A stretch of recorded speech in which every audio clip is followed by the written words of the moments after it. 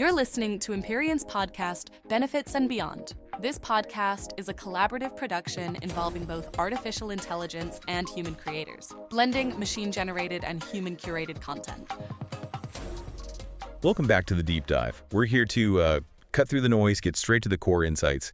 Today, we're diving into a specific document. It's called Data-Driven Benefit Strategy Transformation. Now, for those of you perhaps already using analytics elsewhere, this is about taking it, a step further into benefits. Our mission, really pull out the key ideas from its main claim. 5 ways data-driven insights are transforming benefit strategy. Want to give you a quick but hopefully powerful look at how data is really reshaping, a pretty critical area of business. It's moving past just reporting, right, into real strategy. Okay, let's unpack this. Yeah, and what's fascinating here is the title itself, Data-Driven Benefit Strategy Transformation. That phrasing, it signals something more than just like an incremental improvement. It really points toward a fundamental shift, a paradigm shift almost. Not just tweaking things. Exactly. It's not simply about using data to maybe support the strategies we already have. The implication is that data is actually the engine driving the transformation. And the fact that it specifically calls out 5 ways, that tells you straight away these aren't just vague concepts. These are distinct significant changes happening. So the real insight isn't just, data is useful. It's more that its impact on benefits it's matured. It's gotten to a point where it's systematically changing the field in these identifiable, structured ways. That's a really crucial distinction you're making. So transformation, not just improvement. When a document lays it out so clearly, like 5 ways data is changing something like benefit strategy, what does that signal about how mature this data-driven approach is becoming? Are we talking like way beyond just tracking numbers in a spreadsheet? Oh, absolutely. Far beyond. We're talking about leveraging, advanced tools, analyzing everything from, say, employee engagement surveys, maybe healthcare claims data, and using those insights to directly influence and actually alter how companies design and manage employee benefits. Right. Altering the approach? Yeah. It shifts things from kind of reactive decisions, maybe based on assumptions or what competitors do, to being proactive. It becomes insights-led strategic planning driven by the real numbers. Okay, so concrete examples. Think about it. This implies specific methods are emerging, maybe using predictive analytics, for instance, to anticipate what employees might need before they even ask.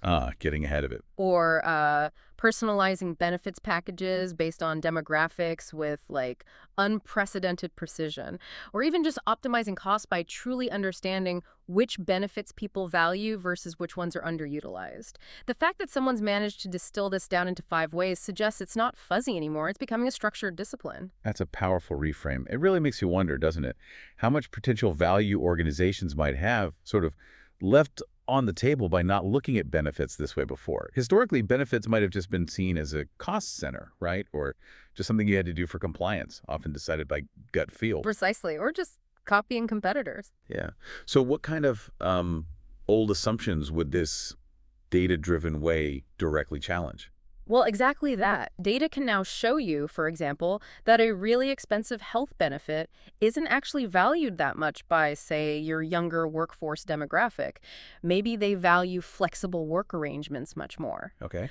Or it might show that certain wellness programs significantly cut down on absenteeism, but only for specific employee groups. It moves us away from, this sounds like a good idea, or, well, everyone else is doing it. Right, the copycat approach. To, this is effective, the data proves it, and it delivers a quantifiable return. It lets companies tailor things, make sure they're investing in what actually engages and retains their people, instead of just, throwing money at broad programs that might not hit the mark. So it elevates benefits. Exactly. This framing implies data elevates benefits to a strategic asset. Decisions get based on solid insights, not just assumptions or what's always been done. That's the real power behind identifying these distinct 5 ways they help turn benefits into a measurable investment. So, thinking about all this, what does this all mean for you listening in? Well, this raises an important question, doesn't it?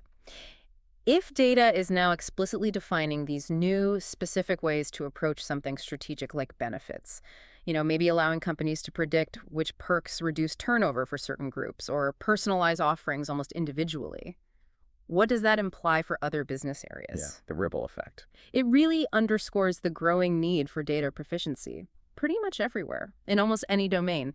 You should probably be thinking about how identifying these specific transformations means Data isn't just a tool anymore. It's becoming a source of fundamental structural change in how strategies are even thought up and then executed. So the question for you is, what might be the 5 ways data is transforming your field? How is it making things more precise, more impactful? That's the real takeaway from this deep dive. Thanks for joining us today. If you enjoyed this episode, please subscribe and follow us on LinkedIn. We'll be back with more great content in our next episode.